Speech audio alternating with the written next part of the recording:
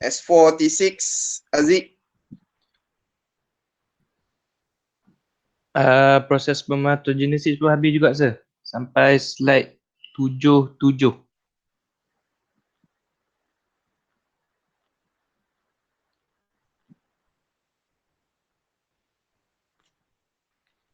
B1T4 Syaril.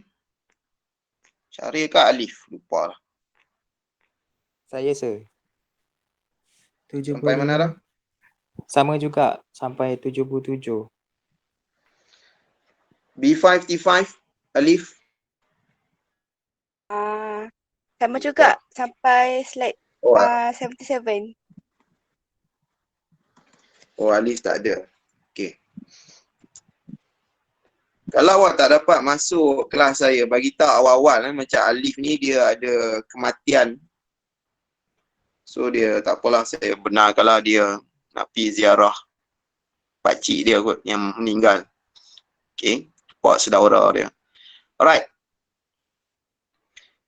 Cuma saya nak revise balik gambar rajah ni.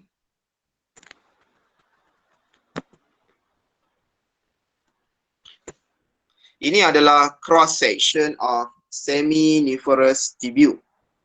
Cross section bermaksud keratan melintang. Okey.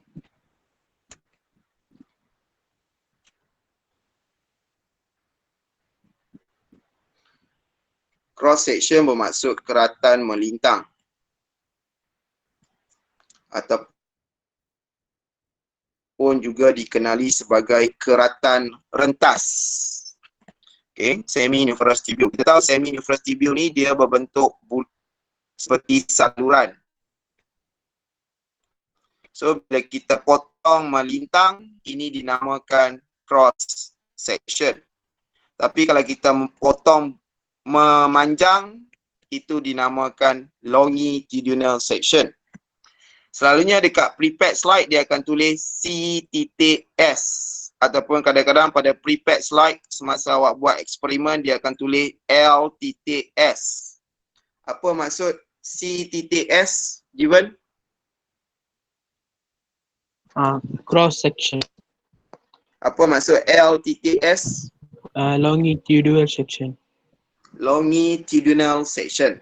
Okay. Keratan memanjang ataupun juga dikenali sebagai keratan membujur. Okay, itu longitudinal section.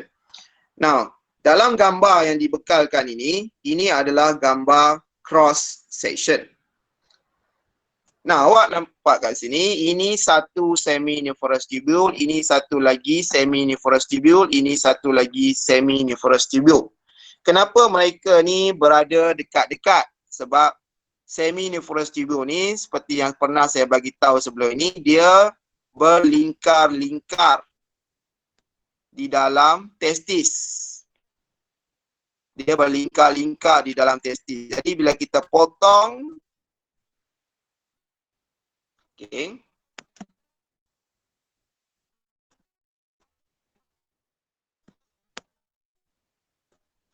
Bila kita potong, contohnya kita potong kat sini. So kita akan nampak satu bulatan kat sini, satu bulatan kat sini, satu bulatan kat sini, satu bulatan kat sini, satu bulatan kat sini, satu bulatan kat sini. So adakah semua struktur bulatan itu duduk dekat-dekat disebabkan dia berlingkar-lingkar? Ya ke tidak, Jivan? Yes sir. Okey. Jadi apa pula struktur yang berwarna kuning ini? Jivan?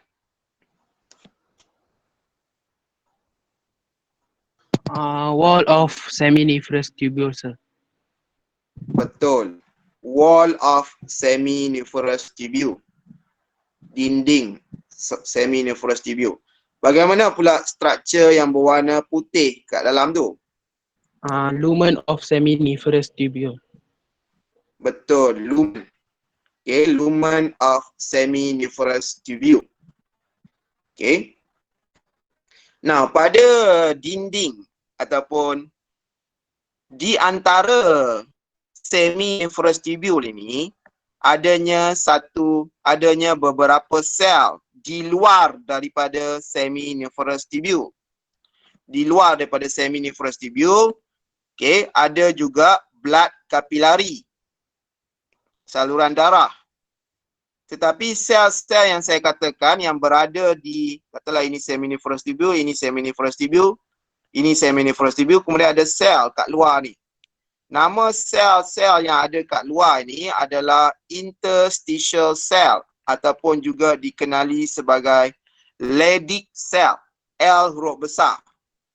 Sebab nama saintis. Leydig ni nama saintis. Leydig cell. Okay. Leydig cell ataupun juga dikenali sebagai interstitial cell. Okay. Apa maksud inter?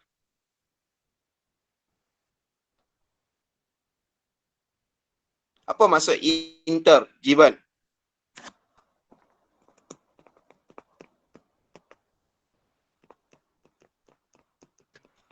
Inter maksudnya antara. Betul. Contohnya international. Apa maksud international? Antara negara. Di antara negara. Antara bangsa. National tu bangsa. Okay. International tu maksudnya antarabangsa. Contohnya peringkat international. Maknanya peringkat antarabangsa. Nah, apa pula maksud stitial?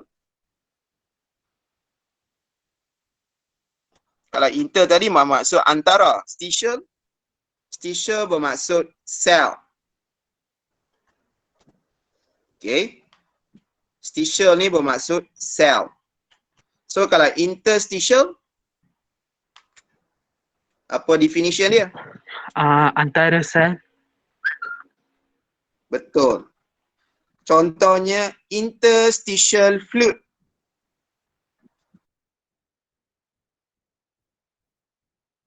Fluid. Even. Yes sir. Apa maksud? Interstitial fluid. Ya. Sel di antara fluid. Sel di antara fluid. Kalau interstitial space, Interstitial space. sel di antara ruang pula. Tak. Apa itu?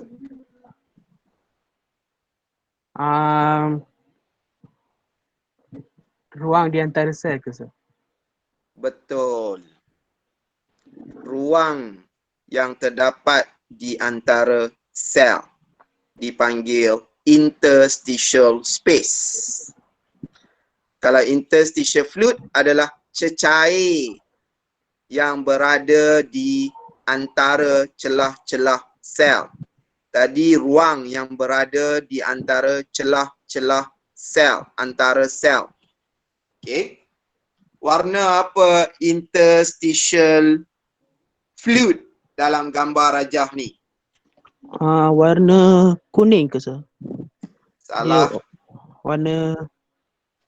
Dia warna kuning ke hitam kan. Dia ada macam bintik-bintik warna hitam. Salah. Sir sekarang tanya interstitial fluid ke? Ya. Yang putih. Putih kosong ke putih yang ada sikit-sikit warna lain?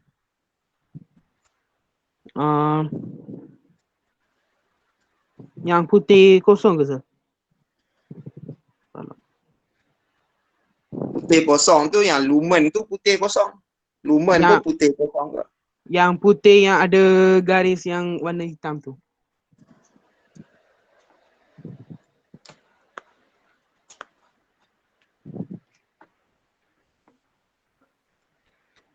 Sebab putih ni dia bukan putih yang betul ni. Kalau awak tengok kat atas ni, dia warna lain tu.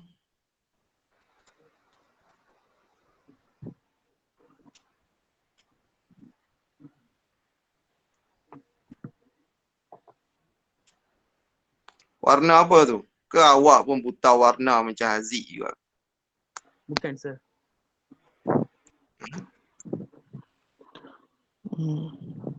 Azmin putih apa? Putih yang ada biru sikit tu sir. Betul, betul. Putih ke biru-biruan. Itu adalah interstitial fluid. Nampak atas ni macam biru-biru sikit. So saya lorekkan sekarang interstitial fluid.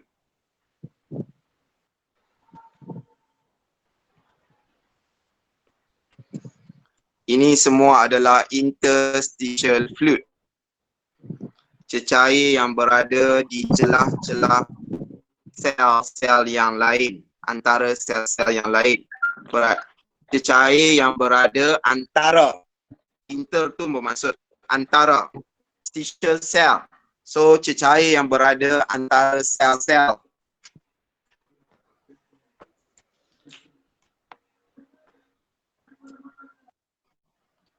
So apa pula sel? Apa pula interstitial cell?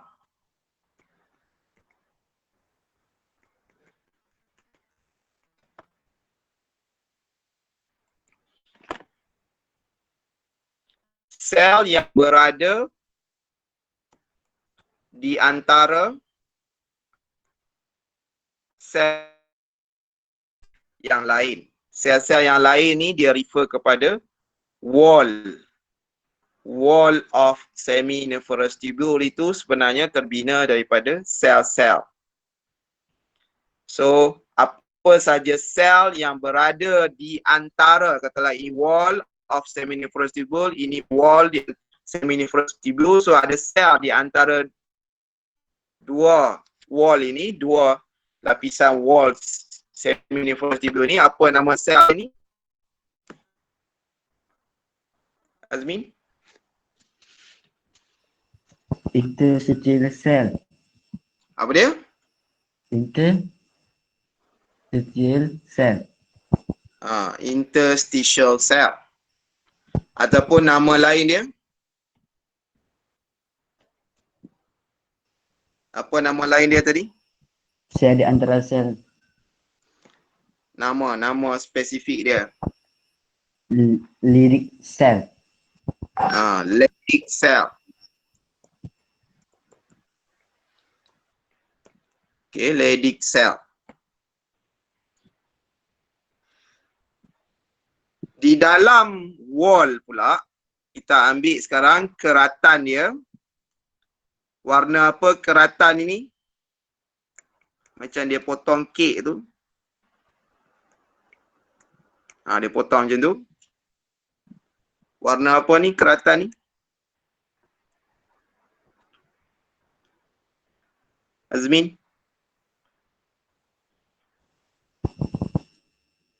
Hijau sir.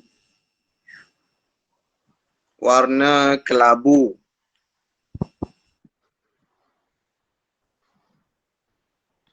Dan dia sekarang, dia zoom in.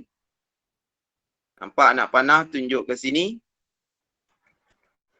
Maknanya ini keratan dia. Okay. Selain daripada proses spermatogenesis yang berlaku di dalam wall of seminiferous tubule, terdapat juga satu sel yang dinamakan Sertoli cell, S huruf besar sebab nama saintis. Okay. Apa fungsi Sertoli cell sebelum ni yang awak belajar? Azmin? Provide nutrient. And Betul. protection. Provide nutrient and protection kepada siapa? Sperm. Betul ke sperm? Spermatids. Spermatids. Ataupun dia provide nutrient dan protection kepada proses spermatogenesis. Itu fungsi Sertoli cell. Kenapa saya tak bagi tahu fungsi Leydig cell? Sebab kejap lagi saya akan bagi tahu. Kita sebenarnya sekarang akan masuk learning outcome yang berikutnya. Lagi sekali saya nak ingatkan kepada awak, aras C1 dan C2 diterangkan di mana,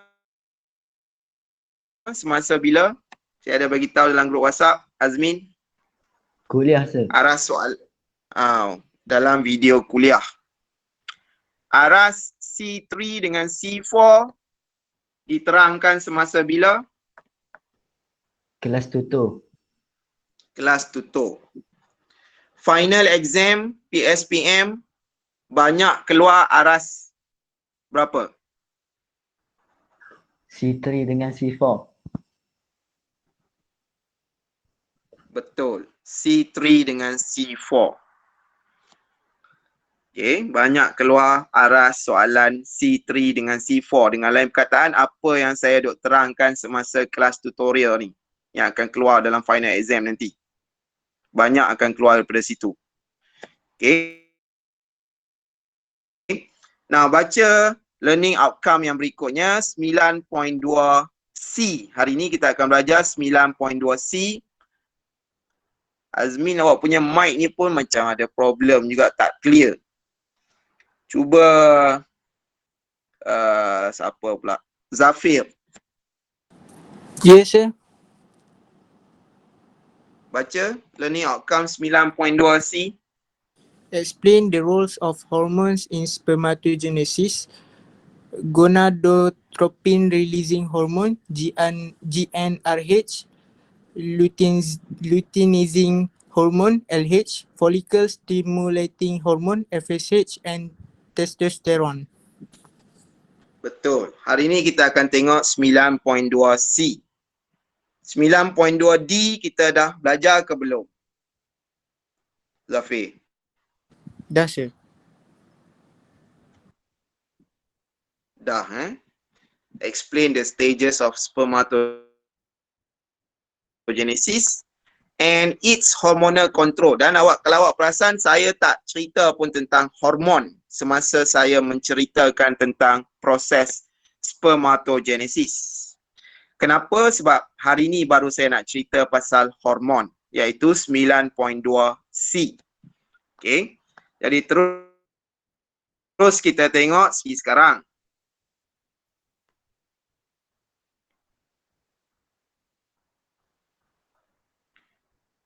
Okay, ini 9.2C.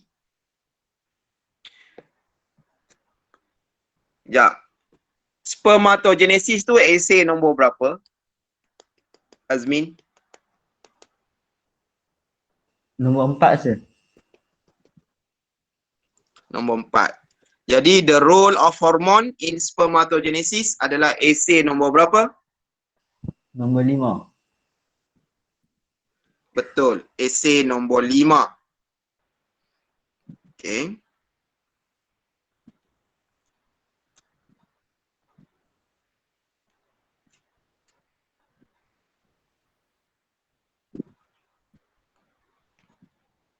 Jadi untuk esei nombor 5,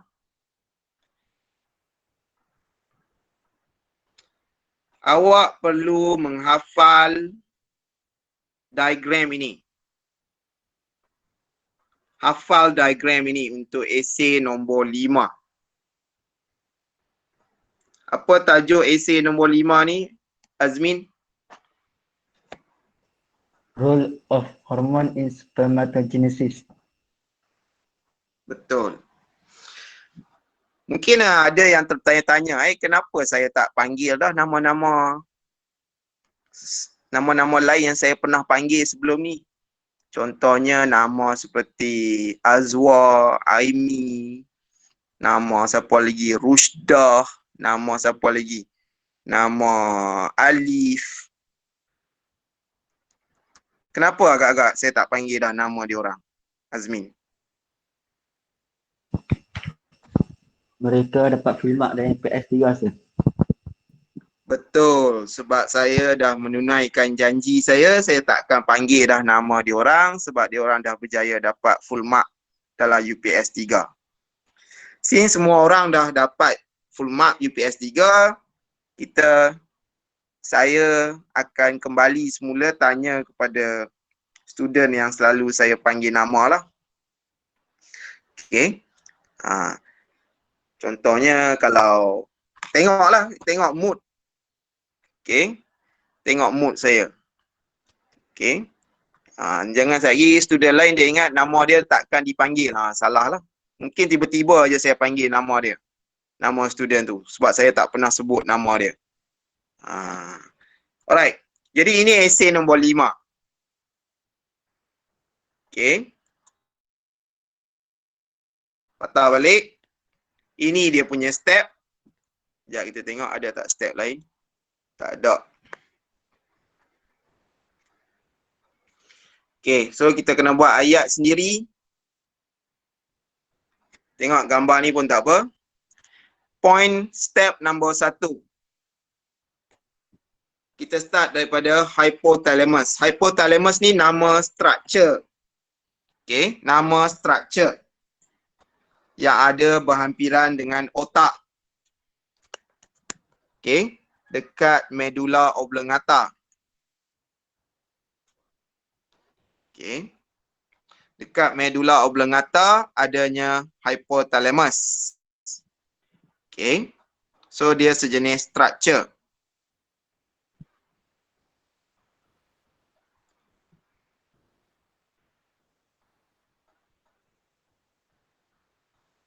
Ni gambar dia. Okay. Ini gambar hypothalamus.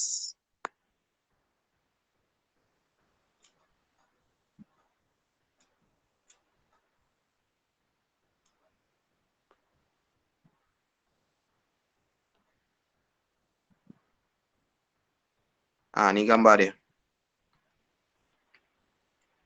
Hypothalamus. Semua ni lah.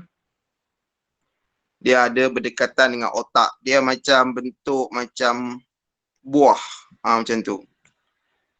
Dia bentuk macam buah. Okay. Hypothalamus. Okay.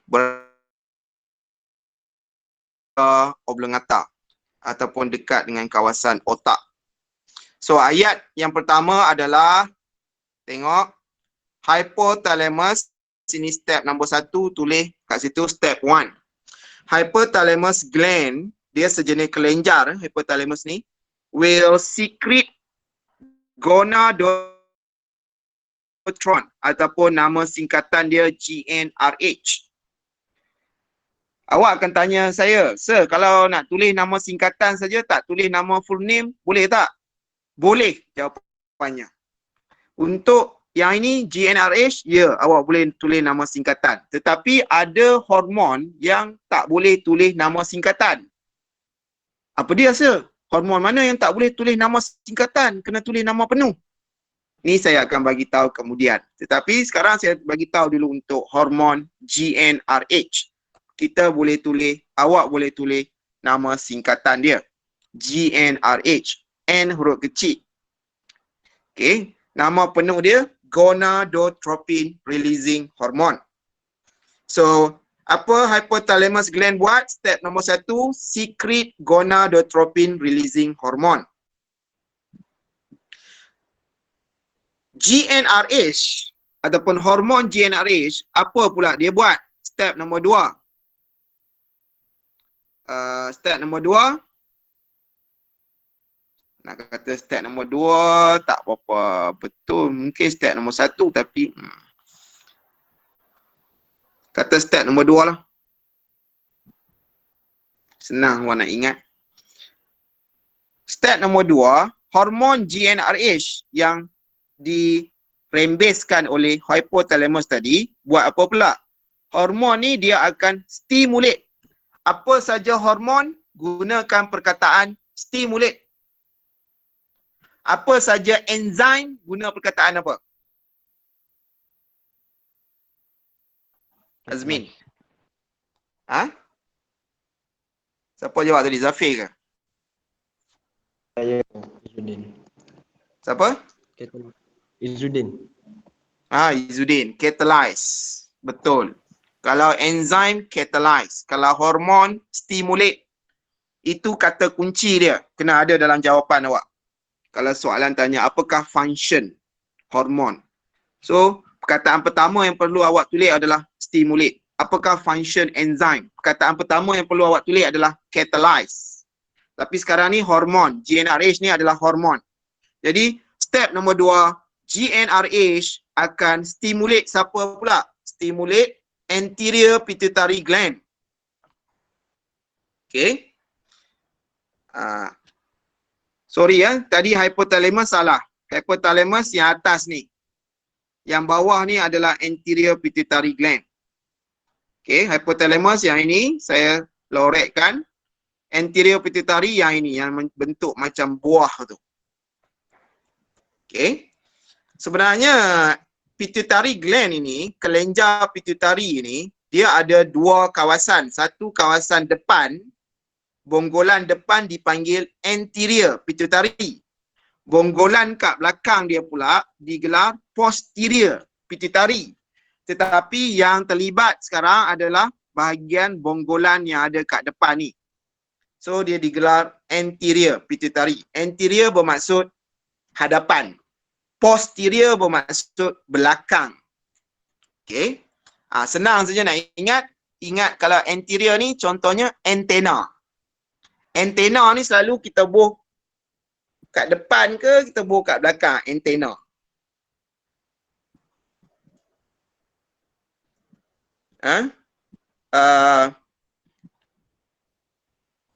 Zafir. Buh kat depan je. Antena ni selalu kita buh kat depan lah. Jadi kalau anterior bermaksud Dekat depan. bahagian hadapan. Jadi sekali lagi saya kata pituitary gland ni dia ada dua kawasan, satu kawasan depan, satu kawasan belakang. Yang saya lorekkan ni adalah kawasan depan. Nama kawasan depan ni anterior pituitary gland. Nama kawasan belakang pula saya warnakan biru ni. Ni bonggolan yang ada kat belakang, dia terlindung sikit. Okay, dia terlindung dengan kawasan depan tu. Nama belakang ni pula posterior pituitary gland. Ada kat mana pituitary gland ini? Ada dekat otak juga, berhampiran dengan hypothalamus tadi. Okay. So, ini step nombor 2. Apa dia step nombor 2? Ulang balik. Zafir? GnRH stimulate anterior pituitary gland. Okay. Ini step nombor 2. GnRH stimulate anterior pituitary gland, tapi ayat tu tak habis. To secrete. Okay. GnRH stimulate anterior pituitary gland to secrete. Untuk membolehkan dia merembeskan. Maknanya anterior pituitary gland ini sekarang akan secrete. Kalau gland, secrete. Contoh gland. Ada saja perkataan gland, secrete. Okay. Dia secrete apa? Of course dia kena secrete hormon. Apa dua hormon yang dia secrete? FSH dengan LH. Okay. So sekarang saya patah balik. Lagi sekali berdasarkan gambar rajah ni pula. Buat ayat yang pertama, Zafir. Hypothalamus gland secrete GnRH. Okay. GnRH stimulate anterior pituitary gland to secrete FSH and LH. Betul. Itu step nombor 2. Okay. Itu step nombor 2. Hypothalamus secrete GnRH. Titik. GnRH stimulate anterior pituitary gland to secrete FSH and LH. Apa nama penuh FSH dengan LH tadi? Adakah dia tulis kat mana tadi? Follicle stimulating hormone dengan luteinizing hormone. Awak tengok kat mana? Kat learning outcome tadi ke? Yang awak baca. Saya dah baca dulu, sekejap saya tak ingat. Okay, bagus. Okay. Tapi mungkin kawan-kawan awak tak dapat tangkap. Jadi saya kena putar balik kepada learning outcome tadi. Supaya dia tahu nama penuh FSH dengan LH. Okay. So nama penuh FSH. Nama penuh FSH adalah Follicle Stimulating Hormone.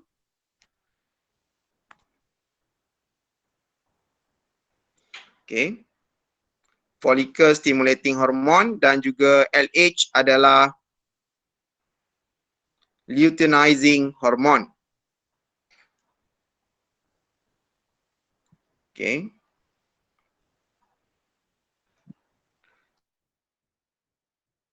So follicle stimulating hormone, jangan salah eja. Follicle stimulating hormone dalam kurungan FSH. So yang ni pun boleh guna nama singkatan. Dan satu lagi adalah luteinizing hormone, LH. Yang ni ramai student salah eja ni, luteinizing ni. Eja macam mana ni, Azmin? LUTEINIZING.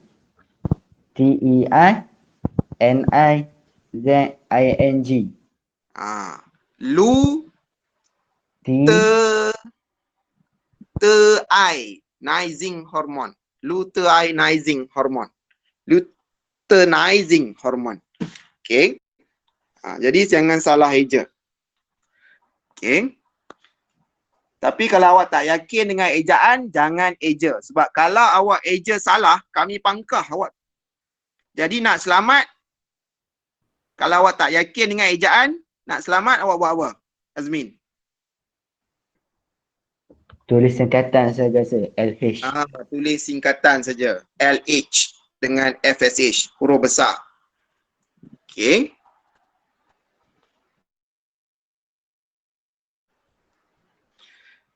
So, lagi sekali step dia.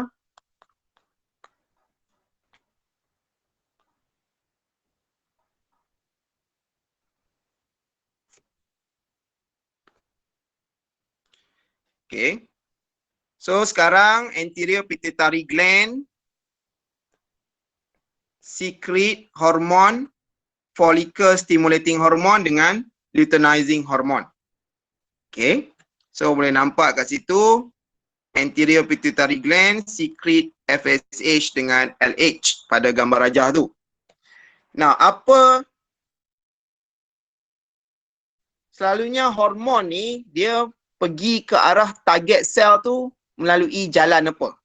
Ingat FSH ni dia ada dekat otak sebab anterior pituitary gland tadi ada kat otak. LH pun ada kat otak. Hormon tu. Macam mana kalau awak tengok sini, FSH apa function dia? Function FSH adalah stimulate Sertoli cell. Ingat lagi Sertoli cell ada kat mana? Dalam seminiferous tubule. Okay. Jadi seminiferous tubule ni ada kat mana pula? Ada dekat testis. Jauh ni daripada otak nak pergi ke testis. Jadi hormon ni selalu dia travel melalui apa untuk pergi ke testis? Pergi ke seminiferous tubule dekat testis.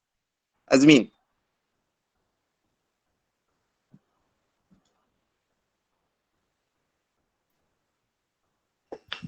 Blood capillaries sir. Betul. Hormon akan masuk dalam blood capillary, travel melalui darah, pergi ke seminiferous tubule di kawasan testis. Maknanya daripada otak, anterior pituitary FSH dengan LH, pergi masuk melalui blood capillary, pergi ke kawasan testis. Okay. Jadi apa fungsi FSH lagi sekali? Follicle stimulating hormone. Function dia. Step nombor apa sekarang? Lupa dah. Step 1. Step 2. Step 3. FSH buat apa? Step nombor 3. FSH stimulate. Ingat, hormon mesti stimulate. FSH stimulate Sertoli cell dalam kurungan seminiferous tubule untuk buat apa? Stolicell buat apa? Facilitate sperm development. Sperm development ni nama lain dia adalah spermatogenesis. Itu nama lain sperm development. Spermatogenesis. Okay. So lagi sekali ulang step nombor 3, Azmin. Follicle stimulating hormone dan kurungan FSH stimulate the Stolicell to facilitated sperm development.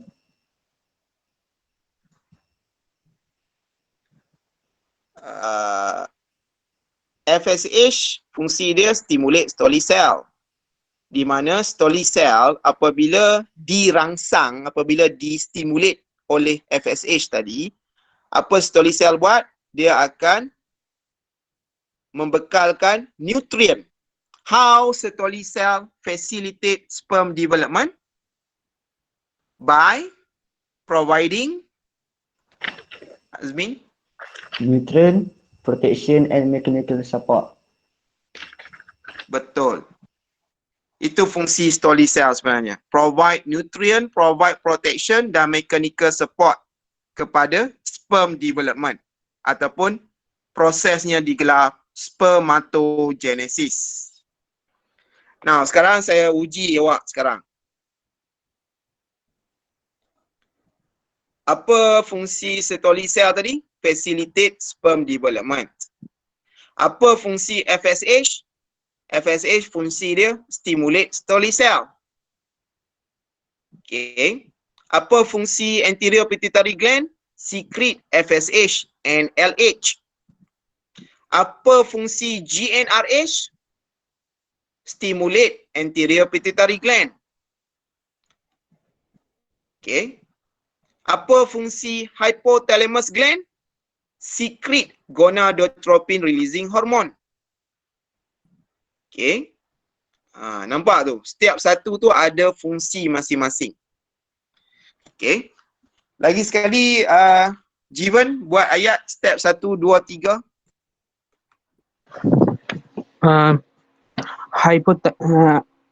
Hypothalamus gland secrete gonadotropin releasing hormone GnRH. GnRH stimulates anterior pituitary gland to secrete hormone FSH and LH. Hormone FSH stimulates the Stolicell to facilitate sperm development by providing nutrient and protection. Betul. Okay. Betul. Dia tambah by providing nutrient and protection. Ada satu lagi tu, mechanical support pun ya juga. Okay. Itu bagaimana Stolicell facilitate sperm development. Bagaimana Stolicell facilitate ni bermaksud membantu. Okay. Bagaimana Stolicell membantu proses sperm development ataupun spermatogenesis. Okay. Melalui providing nutrient dan juga protection dan juga mechanical support kepada sperm development tadi. Proses spermatogenesis. Nah, itu step nombor 3. Bagaimana pula dengan step nombor 4? Jangan dilupakan dengan LH. Apa pula fungsi LH? Okay. LH, sambung step nombor 4. LH will stimulate Leydig cell yang ada between seminiferous tubule. Ingat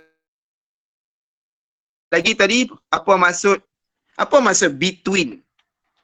Jivan. Between maksudnya di antara. Betul. Apa maksud inter? Inter antara. Betul. Jadi ada kaitan tak dengan interstitial cell yang digelar Leydig cell yang saya terangkan tadi? Ada, sir. Dia ada kaitan dengan interstitial yang nama lain dia Leydig cell tadi, yang ada di antara seminiferous tubule.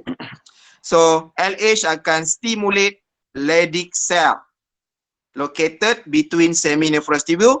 Apa Leydig cell akan buat apabila dia telah dirangsang oleh hormon LH?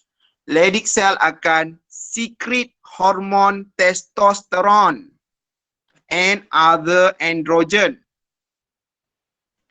Nah, ada student kuliah dia tanya, apa beza testosteron dengan androgen? Androgen ni nama kumpulan hormon. Di bawah kumpulan hormon androgen, nama kumpulan hormon tu androgen. Maka dia pun nama hormon jugalah dengan lain perkataan. Student ni tanya dia nama kumpulan ke nama hormon? Saya jawab dua-dua. Androgen tu adalah nama hormon, androgen juga adalah nama kumpulan untuk hormon lelaki. Salah satu hormon di bawah kumpulan androgen adalah testosteron itu sendiri, adalah di bawah kumpulan hormon androgen.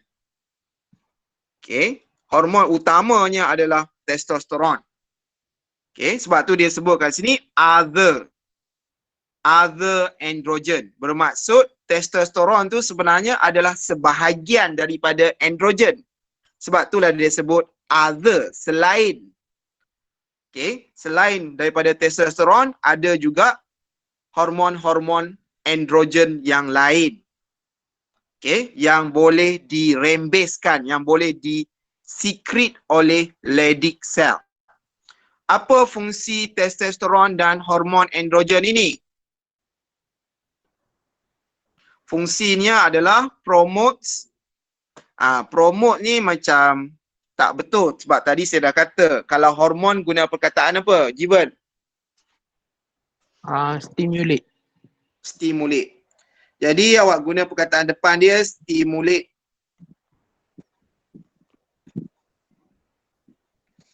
Stimulate promotion ataupun stimulate promotion of spermatogenesis. Jadi kena tambah juga perkataan stimulate tu kat depan. Stimulate promotion of spermatogenesis. Okay. Itu step nombor 4. Ataupun kita buat ayat bodoh lah. Kita buat ayat bodoh. Step nombor 4 ni. LH stimulate the Leydig cell. Dalam kurungan between seminiferous tubule. Titik. Leydig cell. Stimulated Leydig cell. Apa maksud stimulated Leydig cell? Dia kadang-kadang ada ni ayat past tense pun. Apa maksud stimulated Leydig cell? Given. Hormon yang telah dirangsang. Hormon yang telah dirangsang. Stimulated Leydig cell. Azmi. Perangsangan, Azmin. perangsangan. Leydig cell Leydig. Apa maksud stimulated? Dia telah dirangsang ke baru nak merangsang? Telah dirangsang. So apa maksud stimulated Leydig cell? Telah dirangsang oleh Leydig cell. Oleh salah. Sebenarnya awak tak tahu ni PI. Ya, kenapa? Leydig cell yang telah dirangsang. Betul. Itu maksud stimulated Leydig cell. Leydig cell yang telah dirangsang. Siapa yang merangsang Leydig cell? Siapa yang stimulate Leydig cell? Hormon LH. Betul, hormon LH. So saya buat ayat bodoh lah sekarang. Step nombor 4 ni. Saya pecahkan ayat tu. Saya pecahkan ayat dia. Supaya awak boleh nampak lagi. LH Step nombor 4, saya ulang balik. LH stimulate the Leydig cell dalam kurungan located between seminiferous tubule. Titik. Saya sambung ayat tu. Stimulated Leydig cell will secrete testosterone and other androgen. Titik. Saya sambung lagi ayat tu. Testosterone and other androgen will stimulate the promotion of spermatogenesis. So ada berapa ayat semua? Step nombor 4 ni. 3 ayat sir. 3 ayat. Ingatkan ketiga-tiga ayat ni. Yes sir. Boleh tak saya LH combinekan ketiga ayat ni? boleh. Buat tengok. Kena combine ke sir ataupun nak baca ayat yang asing-asing tadi tu? Ayat asing-asing tu untuk siapa yang merangkak nak buat ayat. Tapi siapa yang dah terror, dia boleh combinekan terus ketiga-tiga ayat ni. Cuba combinekan ketiga-tiga ayat ni. Hormone LH stimulates the Leydig cell to secrete the testosterone and other androgens, which stimulates the promotion of spermatogenesis. Awak tertinggal perkataan stimulate. Sekali lagi sir. Hormone LH stimulates the Leydig cell to secrete the testosterone and other androgen, which stimulates the promotion of spermatogenesis. Betul. Itu combination 3 ayat tu. Okay, itu combination dia. So, kita buat kesimpulan. Esei nombor 4. Esei nombor 5 ada 4 step sahaja. Okay, step pertama, step kedua, step ketiga dengan step nombor 4. Okay. Sir, Ya. saya nak tanya, kalau LH tu kan maksud dia luteinizing hormone, perlu tulis hormon LH juga ke hormon kat depan tu? Tak perlu. Okay, Kalau sir. tulis pun tak salah lah. Kalau tulis pun tak salah. Tapi sebab H huruf besar tu dah memang bermaksud hormon. So tak perlulah awak tulis lagi sekali hormon. Cukup tulis LH saja, dah cukup. Okay. Jadi awak akan kata LH step nombor 4 stimulate Leydig cell which located between seminiferous tubule, tutup kurungan, to secrete hormone testosterone and other androgen which will stimulate the promotion of spermatogenesis. Okay. Ini tricky dia kat sini. Kalau awak tengok testosterone dan other androgen yang stimulate spermatogenesis. Tetapi okay, Sertoli cell tadi pula dia provide nutrient dan juga protection untuk proses perkembangan sperm, tumbesaran sperm. Development ni bermaksud perkembangan sperm. Okay. Jadi dia ada sikit, kena tahu sikit perbezaan kat situ. Yang stimulate spermatogenesis apa? Jiwan. Yes sir, stimulate spermatogenesis.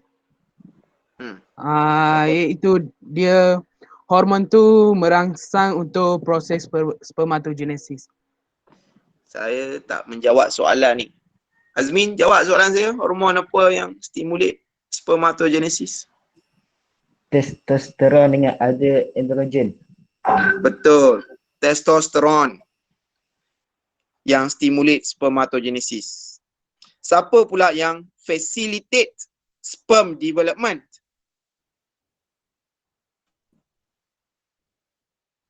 Siapa pula yang facilitate sperm development? Azmin. Sterling cell bos. Betul, Sertoli cell. How? Ataupun explain how Sertoli cell facilitate sperm development. By providing nutrient, protection and mechanical support. Betul. By providing nutrient, protection and mechanical support to the sperm development, ataupun lebih tepatnya semasa spermatids nak jadi spermatozoa. Okay, sperm development. Okay, alright.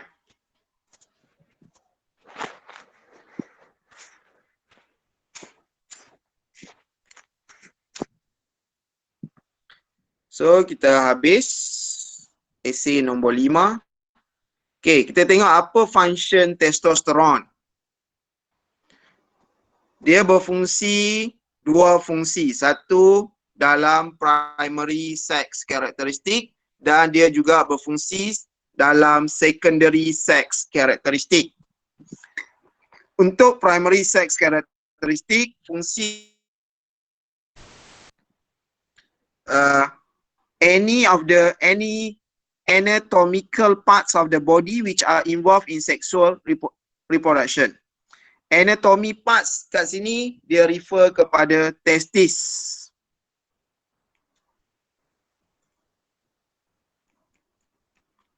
Okay. Maknanya testis ataupun male punya reproductive organ.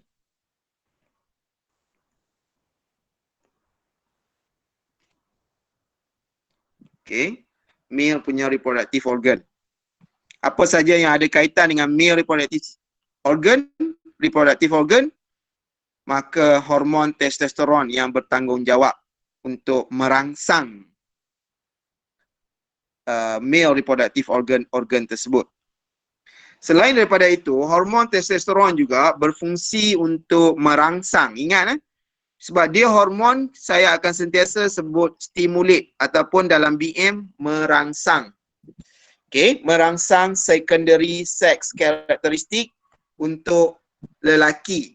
Contoh secondary sex characteristic adalah pertumbuhan bulu pada badan. Secondary sex characteristic juga, hormon testosteron bertanggungjawab untuk merangsang pertumbuhan bulu pada muka seperti janggut, misai dan sebagainya. Secondary sex characteristic juga melibatkan hormon testosteron akan stimulate the increased muscle mass and strength. Jadi kekuatan pada lelaki datangnya daripada hormon ini. Hormon testosteron lah yang akan merangsang otot-otot. Okay, untuk menjadi lebih kuat. Hormon testosteron juga, okay, untuk secondary sex characteristic merangsang enlargement of larynx. Ini orang panggil apa? Adam's apple, buah halkum. Orang panggil BM, buah halkum. And deepening of voice. Suara jadi garau. Okay, deepening of voice tu maksudnya suara jadi garau.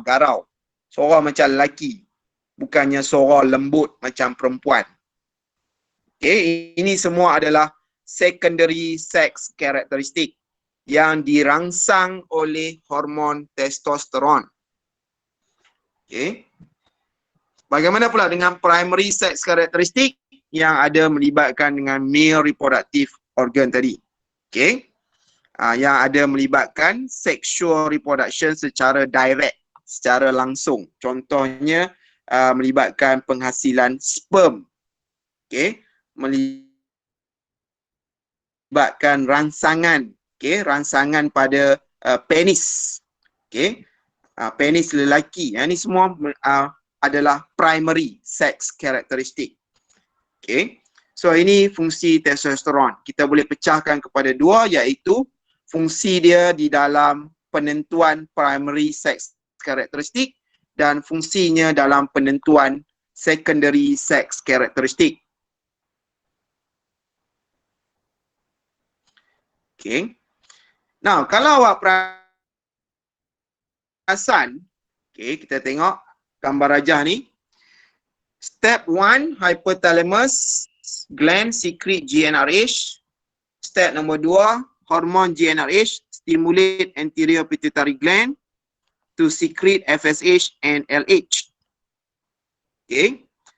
FSH tadi buat apa? Stimulate Sertoli cell, okay, to facilitate sperm development. Dengan lain perkataan, tadi saya ada kata Sertoli cell ini facilitate spermatogenesis. Ingat perkataan dia facilitate. Okay. Selain daripada itu, step nombor 4, LH stimulate Leydig cell. Okay. Leydig cell pula akan secrete ataupun akan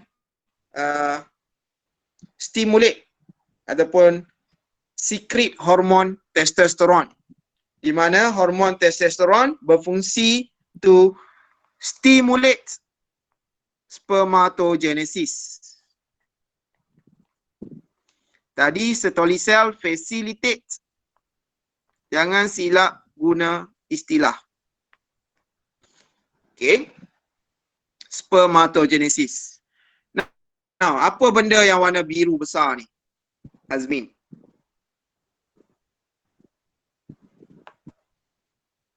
Testis sir. Betul, testis. Okay, testis. Boleh tak saya kata warna biru besar ni seminiferous tubule?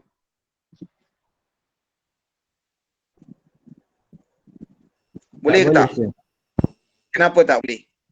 Sebab semi-universe tubule tu tak ada Leydig cell, sebab Leydig cell ni antara semi-universe tubule. Betul, bagus. Bagus. Ini maknanya awak faham. Leydig cell tidak ada di dalam seminiferous tubule. Leydig cell berada di luar seminiferous tubule, berada di antara seminiferous tubule. Jadi yang warna biru ni lebih tepat dikatakan testis, bukannya seminiferous tubule. Okay. Tapi nasib baiklah dia dah labelkan kepada awak testis. Nasib baik buku ni dah labelkan kepada awak testis. Okay. Alright. Kalau awak perasan, ada anak panah merah kat sini. Anak panah merah. Naik balik. Ini digelar negative feedback mechanism. Apa itu negative feedback mechanism? Okay. Negative feedback mechanism. Okay. Kita cuba nak dapatkan ayat yang cantik, saya kena dapatkan definition daripada Google. Okay. Negative feedback ni secara ayat saya lah, ayat pemahaman saya, sesuatu yang berlebihan, input yang berlebihan akan menyebabkan pengurangan. Sesuatu yang output berlebihan akan menyebabkan inhibition, perencatan terhadap input. Awak pun pening kepala kan dengar. Jadi lebih baik saya dapatkan definition dia yang lebih cantik ayat dia. Okay. Saya bagi tahu dululah supaya tak kira awak kata oh ni sir tak tahu ni definition dia. Nak kena cari dalam Google. Tak, saya tahu. Cuma saya tak tahu nak buat ayat dia yang betul. Okay. Ni. Okay.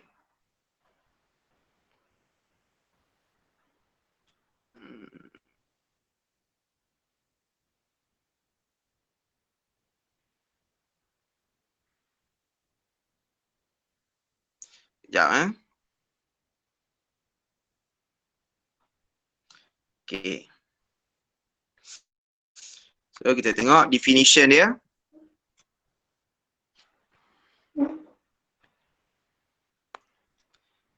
Cuba baca tengok.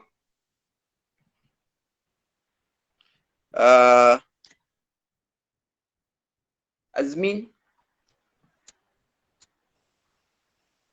Negative feedback, bracket or balancing feedback occur when some function of the output of a system process or mechanism is feedback in a manner that tend to reduce the fluctuation in the output, whether caused by change in the input or by other distribution. Tengok ayat definition dia pun awak pening kepala. Okay. Sekarang kita buat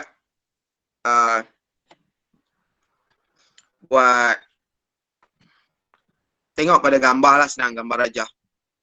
Dia ada perkataan input dengan output. Okay.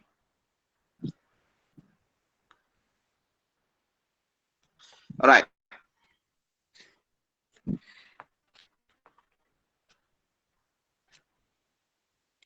Now, kita tengok FSH lah.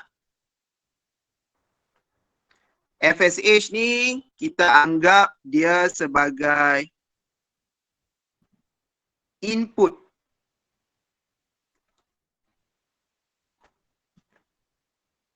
Kepada Sertoli cell. Bila ada FSH masuk saja, Sertoli cell akan menghasilkan output. Output dia adalah inhibin. Inhibin ni dia sejenis perencat. Nama lain untuk inhibin adalah perencat.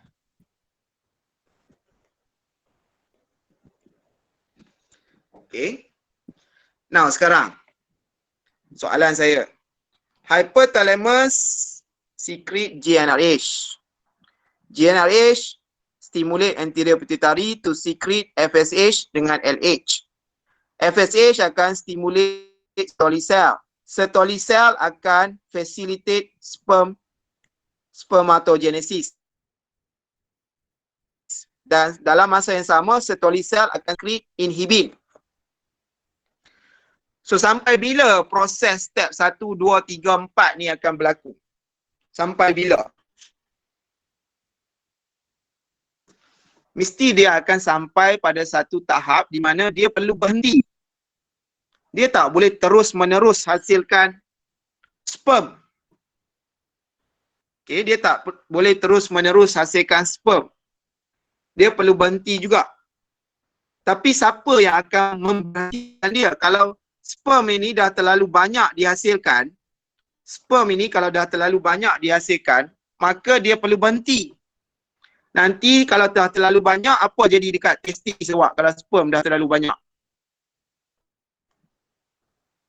Apa jadi kat testis? Testis ni membesar sampai boleh meletup, pecah lagi. Jadi sebelum testis tu membesar, pecah, perlu ada satu mekanisme untuk memberhentikan spermatogenesis ini daripada menghasilkan terlalu banyak sperm. Okey, mekanismenya dipanggil mekanisme negative feedback mechanism. Okey, berdasarkan definition tadi, negative feedback mechanism ni saya guna ayat saya sendiri. Okey. Output tadi iaitu inhibin. Output yang terlalu banyak, saya buat simbol kepekatan. Macam mana simbol kepekatan? Azmin. Bracket yang petak tu, sir. Betul, bracket yang petak. Bila inhibin ni dah semakin bertambah, maknanya step 1, 2, 3 berlaku. Step 1, 2, 3 berlaku. Step 1, 2, 3 berlaku. Step 1, 2, 3 berlaku. Maknanya apa jadi kepada kepekatan inhibin?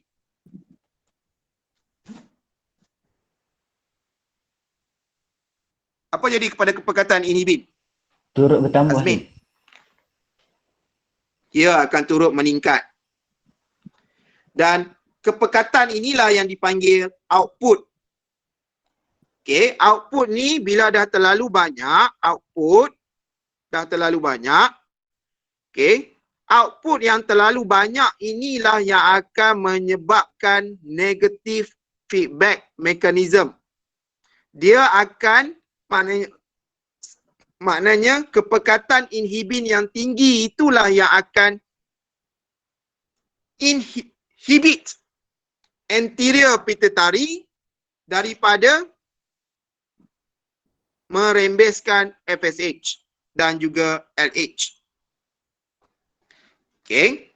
So lagi sekali, bila inhibin, kalau sekali saja berlaku, step 1, step 2, step 3 ni sekali je berlaku, meningkat tak inhibin? Azmin? Tak, Ustaz.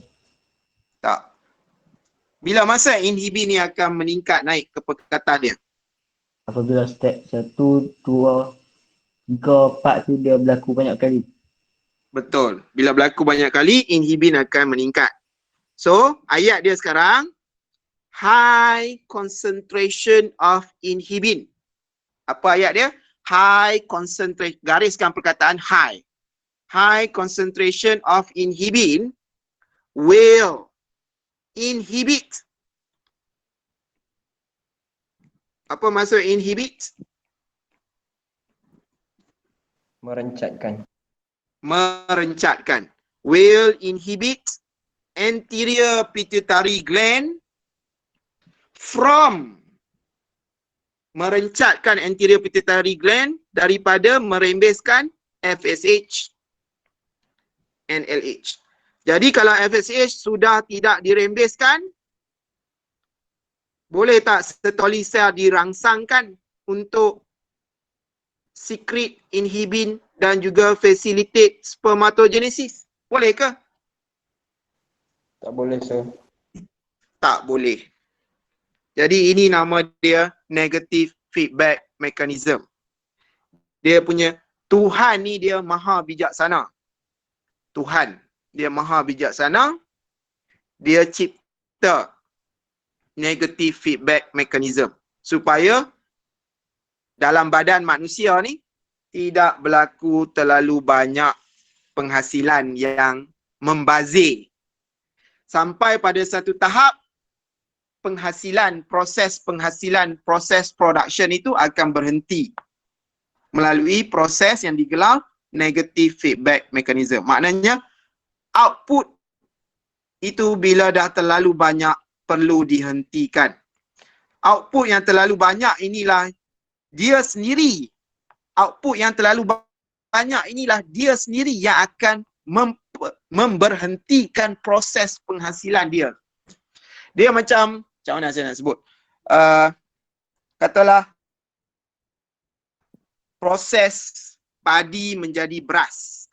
Saya buat analogi lah supaya awak faham. Padi masuk ke dalam mesin, tukar jadi beras. Siapa output, siapa input? Azmin.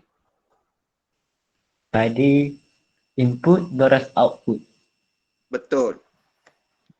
Proses ni akan berterusan menyebabkan kepekatan beras akan semakin meningkat. Dan dalam negative feedback mechanism, beras yang banyak inilah yang akan inhibit, merencatkan input dia. Input tu akan direncatkan. Okay. Maknanya dia macam diri dia sendiri yang akan merencatkan penghasilan diri dia sendiri. Bijaksana Tuhan ni, produk itu sendiri boleh merencatkan penghasilan diri dia sendiri. Okay. So macam mana inhibin ni nak pastikan diri dia yang banyak ni nak dihentikan penghasilan dia?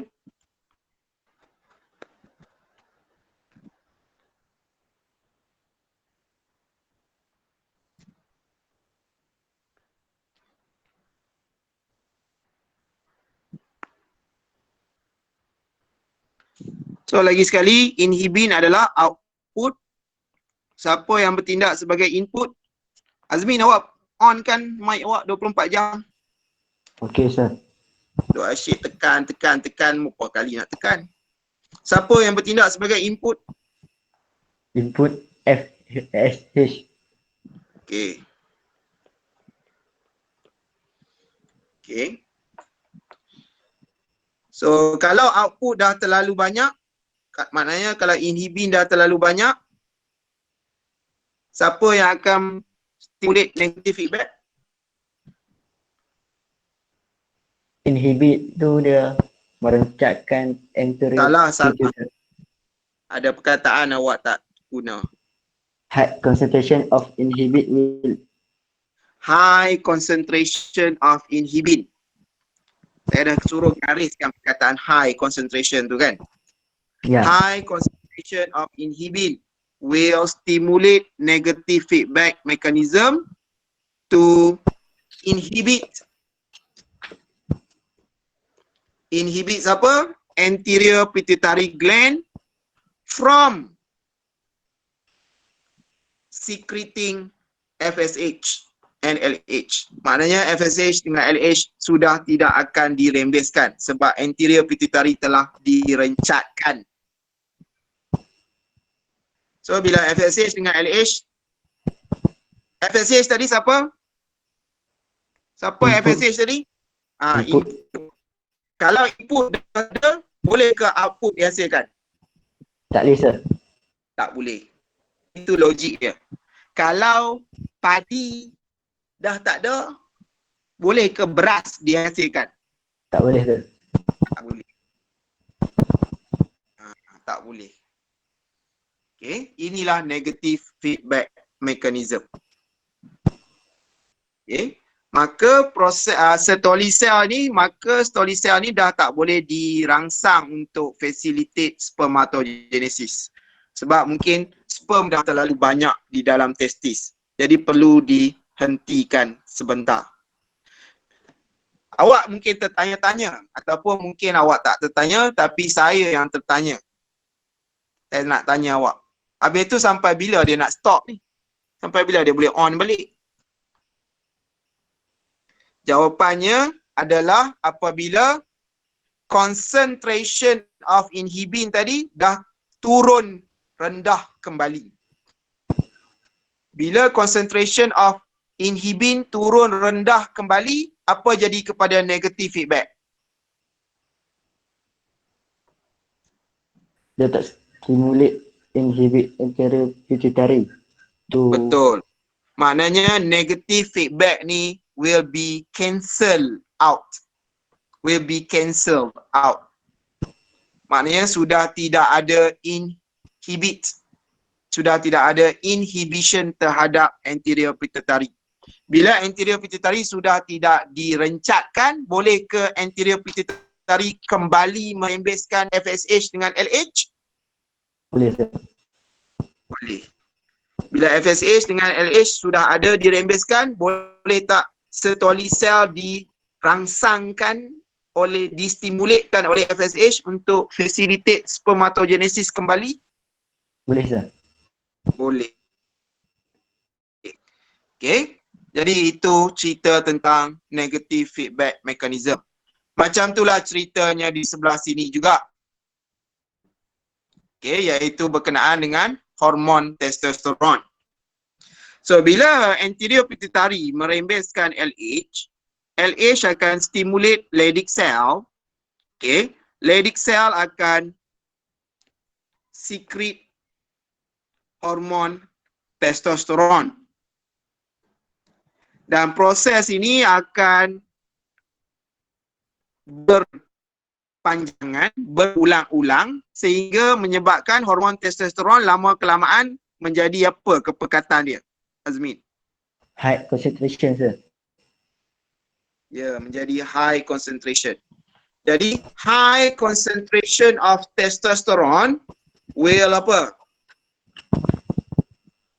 Will stimulate negative feedback mechanism, inhibit anterior pituitary gland from to secrete FSH dengan LH. Betul. Okay, high concentration of testosterone will stimulate negative feedback mechanism to inhibit anterior pituitary gland from secreting LH and FSH. Dan kalau awak tengok ada satu lagi anak panah merah naik ke atas. Maknanya high concentration of testosterone juga akan stimulate negative feedback mechanism to inhibit siapa? Hypothalamus, Hypothalamus gland from secreting GnRH.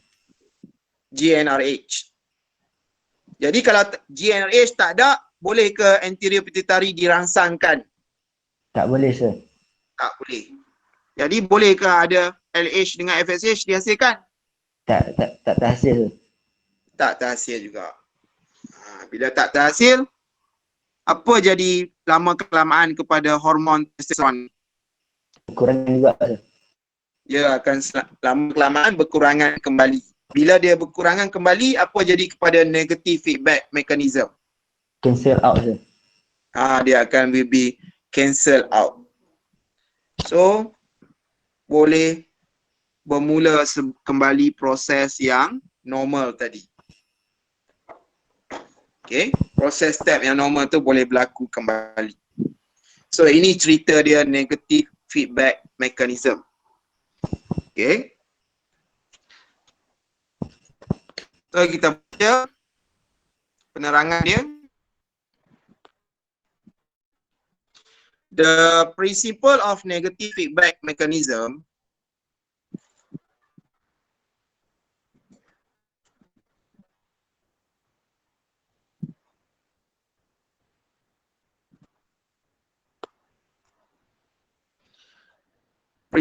negative feedback inhibition applies to the control of FSH and LH secretion. Two negative feedback mechanism control sex hormone production in male. Iaitu yang pertama, high level ataupun high concentration of testosterone will regulate blood level of GnRH, FSH dengan LH. Tengok balik, betul tak? Betul. High level of testosterone akan mengawal atur hormon FSH dengan LH, dan high concentration, high level of testosterone juga akan regulate kandungan hormon GnRH di dalam darah. Okay, so itu ayat dia. So dia kata kat situ blood level. Okay, maknanya hormon ni macam kita bagi tahu tadi, kita tahu hormon ini berada di dalam darah. Dia travel melalui darah. Sebab tu dia sebut blood level of hormon GnRH, FSH dengan LH.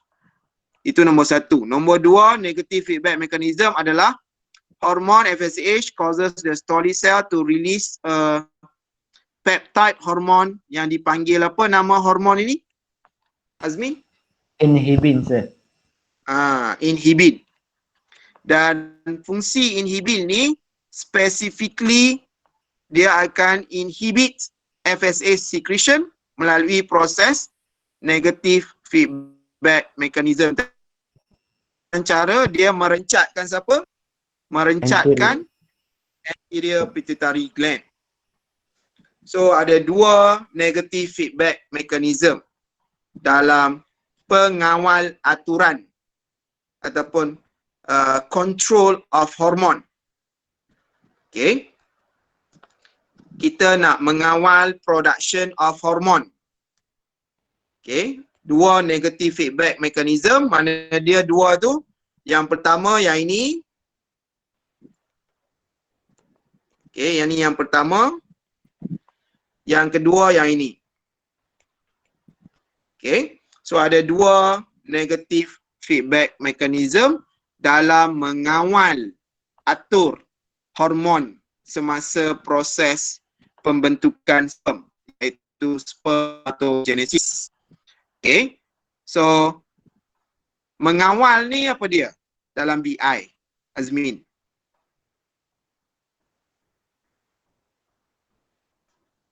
Contohnya awak dikawal oleh parent awak.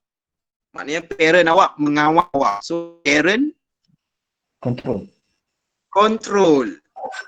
So kita tajuk dia adalah control, hormonal control. Control of hormone.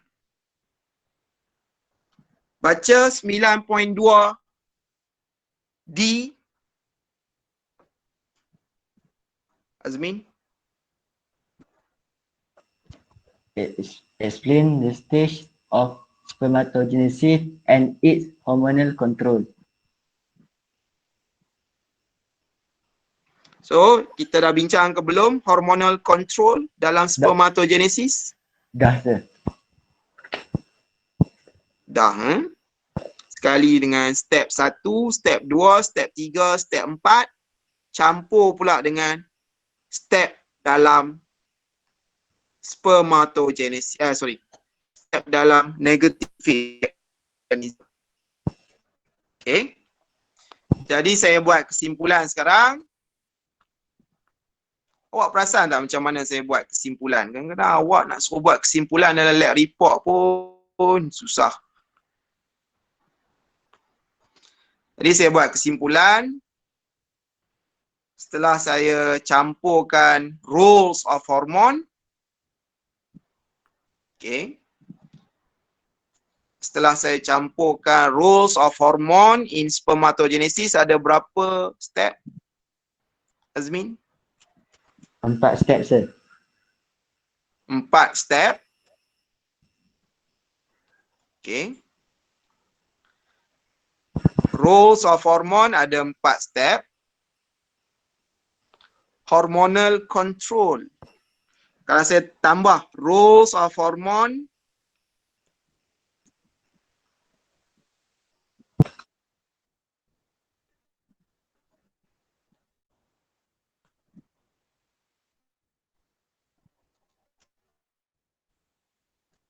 kalau saya nak masukkan sekali dengan negative feedback mechanism tu, apa tajuk dia?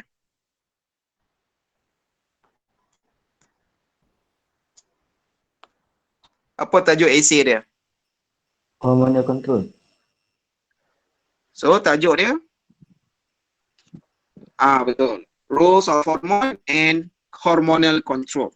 Ataupun tajuk essay dia hormonal control. So awak akan tambah step 1, step 2, step 3, step 4, step 5 adalah high concentration ataupun high level of inhibin. Step will inhibit anterior pituitary gland from secreting FSH and LH. Dan step 5, step 6, step 6 yang ni, high level of testosterone. Dia tak kisahlah 5 dengan 6 ni awak terbalik pun tak apa step dia. Awak nak terang sebelah kiri pun tak apa dulu, sebelah kanan pun tak apa dulu. Okay. So, tajuk dia sekarang bukan tajuk, step dia. Berapa step semua? 6 step, sir. 6 step.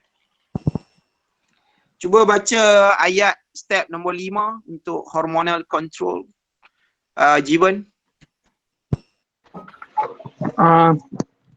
High concentration of inhibin will stimulate negative feedback mechanism to inhibit anterior pituitary gland from stimulate FSH and LH. and LH. Step nombor 6. Step number 6, high concentration of testosterone will stimulate negative feedback mechanism to inhibit anterior anterior pituitary gland and hypothalamus from inhibit hypothalamus from secrete the hormone GnRH. Awak dah campur. Kalau sebut anterior pituitary, habis yang anterior pituitary dulu. Maknanya high level of testosterone will stimulate negative feedback mechanism to inhibit anterior pituitary gland from secreting LH and FSH. Koma ataupun titik, sambung lagi. High level of testosterone also will stimulate negative feedback mechanism to inhibit hypothalamus gland from secreting GnRH. Buatlah sama ada awak nak titik ke, awak nak sambung dia, tapi jangan campur aduk. Awak tadi given awak campur aduk. Awak kata inhibit anterior pituitary and hypothalamus. Cerita tak habis. Anterior pituitary, awak tak cerita pun dia tak boleh secrete FSH dengan LH. Okay, sir. Sir, Ya. nak tanya, dia dalam slide number yang roles of hormone in spermatogenesis, dia kata high level testosterone regulates. So boleh ke guna perkataan inhibits? Atau dua-dua pun boleh, regulates dengan inhibit?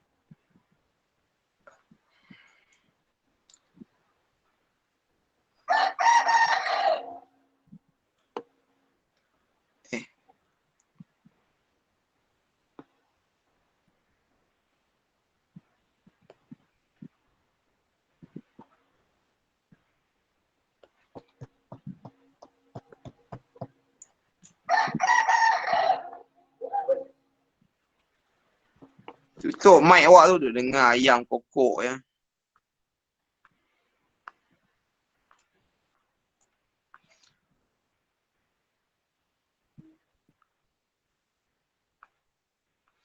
Dia macam mana saya nak kata?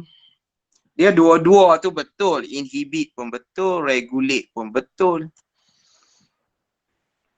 Sebab apa? Sebab bila dia inhibit, secara tak langsung dia juga regulate, mengawal atur production of hormon tersebut. Jadi kita nak selamat, kita buat dua-dua ayat lah, dua-dua perkataan tu kita letak. Inhibit. Tapi hati-hati dia. Dah terlebih lah.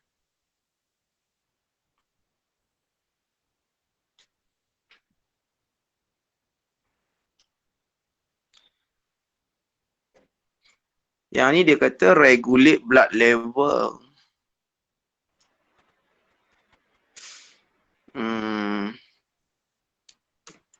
Tapi negative feedback ni memang kena guna perkataan inhibit. Itu keyword dia. Itu skema jawapan dia memang kena guna perkataan inhibit. Kalau ada saja negative feedback mechanism, memang kena ada perkataan inhibit.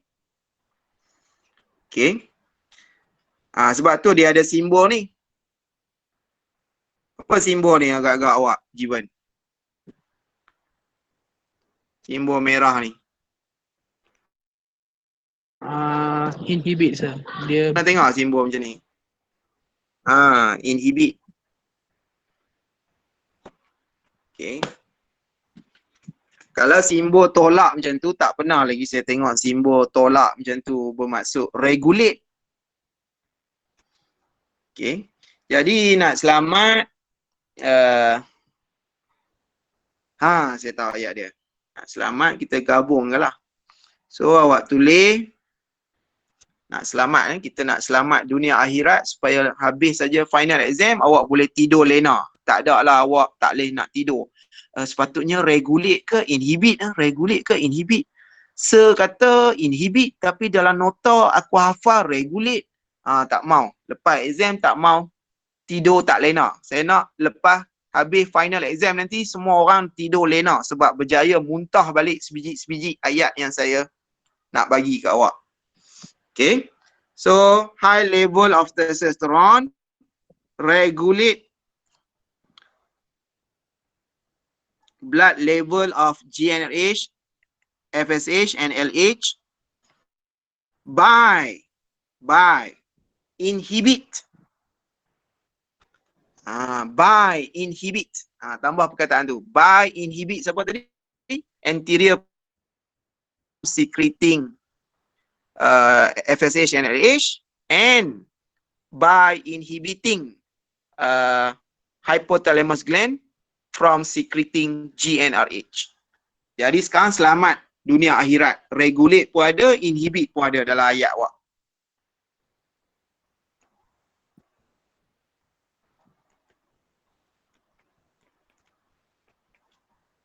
Okay, by inhibit ataupun by inhibiting. Boleh Jiwan? Boleh sir. Maksud sir, by inhibiting hypothalamus from secreting hormone GnRH. Ya. Okay sir. So lagi sekali ayat dia, high level ataupun high concentration of testosterone regulate blood level. Okay, regulate blood level of GnRH, FSH and LH by inhibiting anterior pituitary gland from secreting FSH and LH, and ataupun also by inhibiting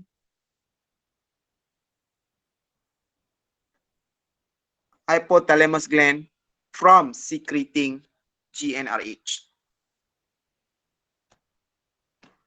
So, berapa step semua sekali? Hormonal control ni? Berapa Sir? step given? 6 step. 6 step. Cuma step nombor 6 ni panjang sikit lah cerita dia. Mungkin kena pisahkan jadi 2 ayat.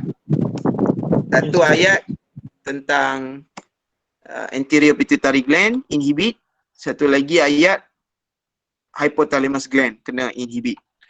Okay? Tentang negative feedback mechanism tu. Alright. So, settle. Kita dah habis. Ya, betul ke dah habis? Okay.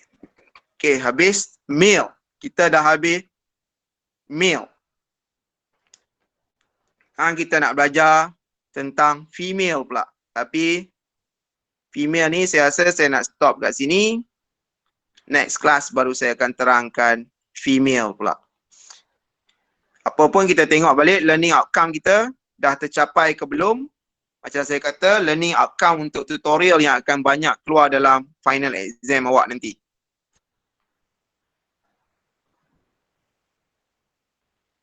So, untuk male kita dah habis. Cuba baca tengok. Learning outcome 9.2C. Given. Explain the roles of hormones in spermatogenesis. Gonadotropin releasing hormone, GnRH. Luteinizing hormone, LH. Follicle stimulating hormone, FSH. And testosterone. Betul ke kita dah belajar yang ni? Betul sir. Kenapa saya tak boleh conteng?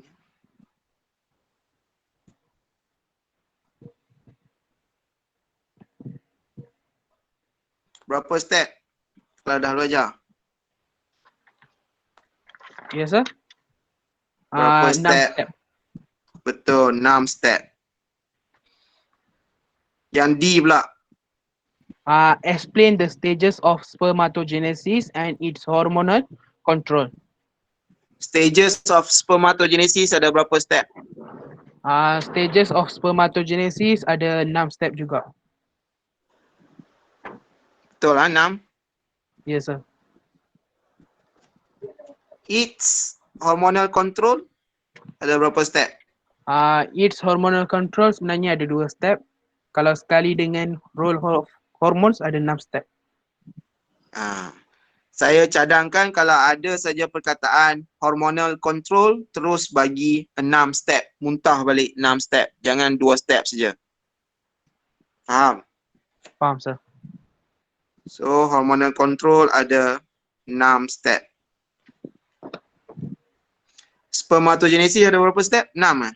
6. 6 step juga. Roles of hormone tadi pun saya rasa awak jawab lebih tak ada masalah. Maknanya awak bagi juga 6 step kalau role of hormone pun.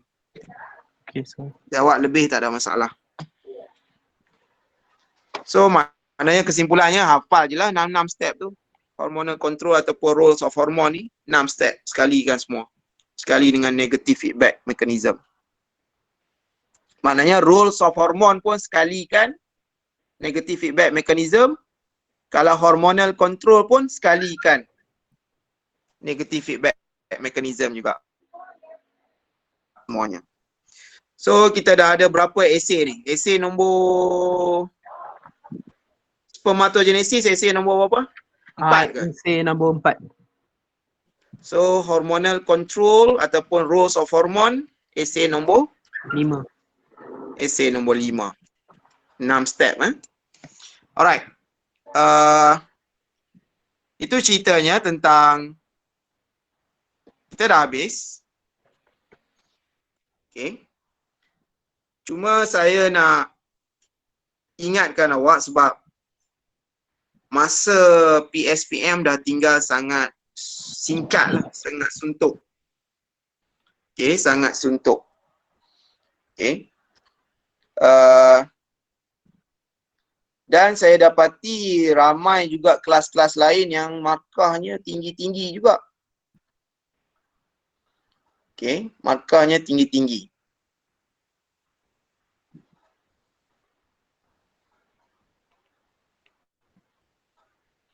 Contoh, saya bagi contoh lah. Ni B5T5. Siapa dia B5T5? Alif. Alif tak ada. Siapa? Mariatul. Ya, sir. Awak B5T5 kan? Ya, saya. Kenapa mic awak ni macam tak elok ya? Ya, sir. Dekatkan sikit. Dekatkan dengan mulut tu. Sir. Masih slow.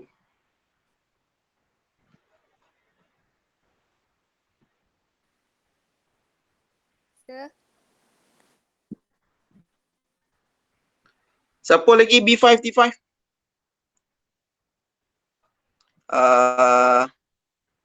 Siapa? Azwa ke? Aimi ke apa nama?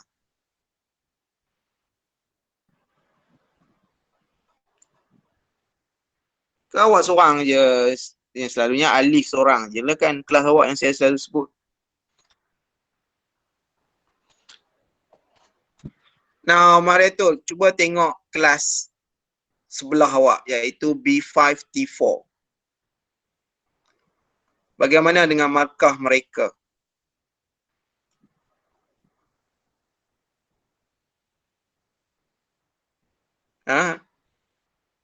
Mariatul? Present ke, sir? Kenapa tak nampak saya present? Tiba-tiba suara awak kuat lah pula. Siapa yang bertanya tu? Saya. Ni. B5T5.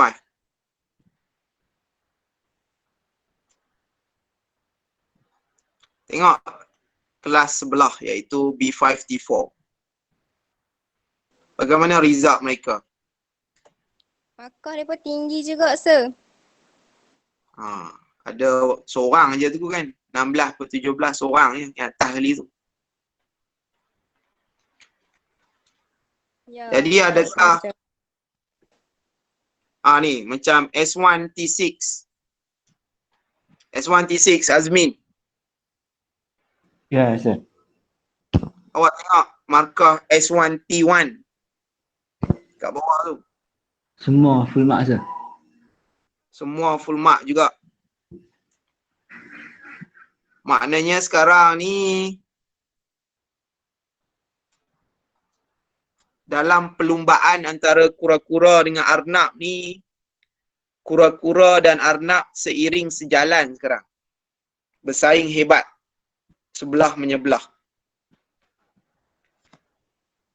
Tapi yang akan membezakan kura-kura dan arnab adalah pada final exam nanti. Berapa persen final exam, Azmin? 40% sir. 40%. Yang ni yang akan membezakan kura-kura dengan arnab. Kalau kura-kura usaha lebih, kura-kura akan menang, dapat grade A. Kalau arnab saya rasa banyak yang leka sebenarnya berada kat rumah. Jadi awak jangan jadi arnab yang leka. Awak jadi kura-kura yang perlahan-lahan, slow-slow, baca setiap hari, setiap jam study. Okay. Supaya awak dapat memotong arnab yang leka. Arnab ni yang leka ni selalunya dia akan berhenti kejap tengok TV. Berhenti kejap pergi outing, pergi hujung minggu keluar outing kat shopping komplek. Dia berhenti kejap, dia pergi tolong mak sapu sampah, bagi arnab, ayam, kucing makan. Tu arnab yang leka. Kura-kura walaupun dia slow tapi pukul 8 pagi dia study, pukul 9 pagi dia study, pukul 10 pagi dia study. Slow, pukul 11 pagi pun dia study, pukul 12 tengah hari pun dia study, pukul 1 pun dia berhenti kejap lah, dia makan. Kura-kura pun kena makan juga, solat kejap. Okay, makan tengah hari, pukul 1, pukul 2 dia sambung balik study, pukul 3 dia study, pukul 4 dia study, pukul 5 dia study, pukul 6. Okay, pukul 5 tu mungkin dia berhenti kejap, dia solat, makan kejap. Dan pukul 6 dia sambung balik, 7 berhenti kejap, solat, makan. Pukul 8 dia study, pukul 9 dia study, pukul 10 dia study, pukul 11 dia study, pukul 12 dia study. Pukul 12 ni banyak dah arnab yang tidur. Tapi kura-kura teruskan lagi perjalanan dia sebab dia nak menang perlumbaan ni. Pukul 1 pagi dia study, pukul 2 pagi dia study. Mungkin pukul 2 lebih tu, dekat pukul 3 baru dia tidur. Tidur sehari sekarang mungkin dah 5 jam je tidur. 5 jam saja tidur. Maknanya pukul 3 ataupun pukul 2 tu tidur 2, 3, 4, 5, 6, 4 jam. Okay, 4 hingga 5 jam je. Itu kura-kura akan buat. Walaupun dia slow tetapi dia, orang panggil apa? Dia maintain. Dia punya pace dia tu, pace. Rentak dia tu. Dia study. Macam kura-kura dengan arnab, kura-kura ni dia walaupun dia jalan slow, dia jalan. Tetapi arnab walaupun dia laju tapi dia berhenti banyak. Berhenti sampai tertidur lama berapa jam tertidur. Dia leka. Okay, dia leka tengok TV, dia leka main game, dia leka main dengan adik-adik. Okay. Jadi awak sebagai kura-kura maintain rentak tu, dia punya pace rentak study tu. Study. Walaupun awak slow tak apa, study. Tapi ingat, study yang smart study. Smart study maksudnya kena ada teknik